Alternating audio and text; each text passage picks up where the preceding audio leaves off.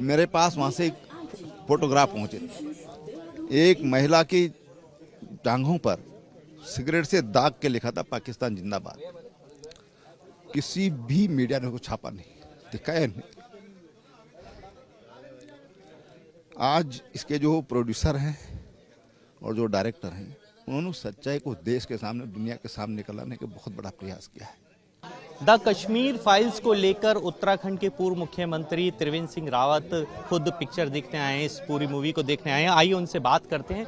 उनके साथ समस्त भाजपा के कार्यकर्ता भी हैं। मेरा सबसे पहला सवाल क्या है, पूरी फिल्म में आप देख रहे हैं, कैसा आप?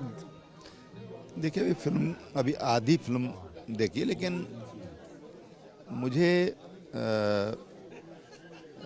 ये जो फिल्म बनाई गई है और जो निर्देशित की गई है विवेक रंजन अग्निहोत्री के द्वारा, क्योंकि जब कश्मीर में आतंकवाद शुरू हुआ था 89 में, प्राणनाथ टिक्कू जी की हत्या हुई थी और उसके बाद देश का मीडिया पूरी तरह खामोश था।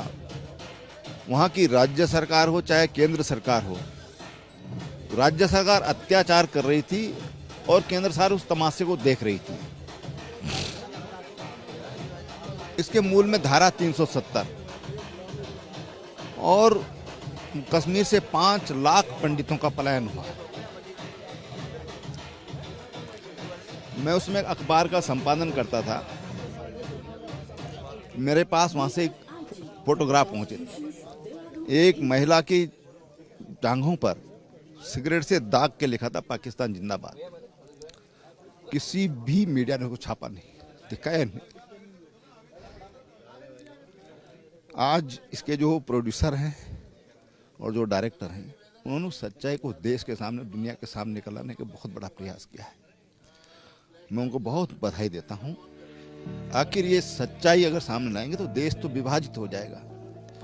जिस तरह से धर्मनिरपेक्षता के आड़ पर हिंदुओं पर अत्याचार हुए और इस देश को विखंडित करने का प्रयास हुआ है, मैं समझता हूं कि इस फिल्म को देख करके हमको सबक सीखना चाहिए। अच्छा त्रिवेंद्र जी, आप काफी भावुक हो गए हैं, क्या अनुभूति कर रहे हैं इस समय? थोड़ा सा शेयर कीजिए हम लोग। देखिए, मैंने बताया, मैं उसमें एक संपादन एक अखबार का कर रहा था और मैं देखता था कि कोई भी छापने को तैयार नहीं है। मैंने वो खबर छापी थी उस समय, एक वीकली एक अखबार था, मैगजीन थी, उसको मैं छापता था उस समय। कोई छापने को तैयार नहीं। आखिर भाई, देश को विखंडित करने का प्रयास हो रहा है। हमको क्या आजादी चाहिए? अरे भाई, आजादी किससे चाहिए आपको?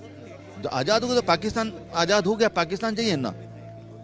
लेकिन उसको जो सरकारी संरक्षण था, राज्य सरकार उनको शेल्टर देती थी, उनसे कत्लेआम कराती थी, उनकी पीठ पर हाथ रखती थी। आतंकवादी मुख्यमंत्री को आकर मिलते थे और दिल्ली उनको संरक्षण देती थी।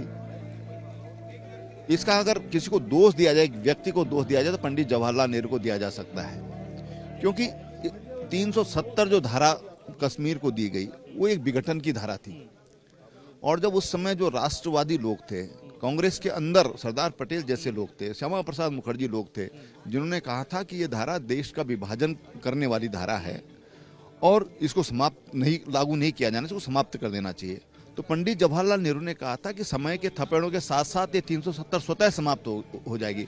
लेकिन वो और गहरी होती रही इन धर्मनिरपेक्ष तथाकथित धर्मनिरपेक्ष नेताओं की आड़ में, इन तथाकथित धर्मनिरपेक्ष नेताओं के हिंदुओं के विरोध के कारण या मुस्लिम तुष्टीकरण के कारण। और विवेक रंजन अग्निहोत्री ने उसको दिखाने का प्रयास किया। मैं उनकी बहुत सराहना करता हूँ। क्या कहेंगे जनता के लिए, क्या पैगाम देंगे? मैं जनता से कहना चाहूँगा कि ये सच्चाई सामने लाने का काम हुआ है, इसको देखना चाहिए। इसको फिल्म न माने, इसको मनोरंजन का साधन न माने, बल्कि जो एक ऐतिहासिक जो घटनाएं हैं और जो दुर्भाग्यपूर्ण जो देश के साथ हुआ है, वहाँ की महिलाओं के साथ हुआ, कश्मीरी पंडित, आज भी वहाँ का 5 लाख पंडित आज देश के विविध कोनों में भटक रहा है। देहरादून में सैकड़ों की संख्या में देहरादून में है।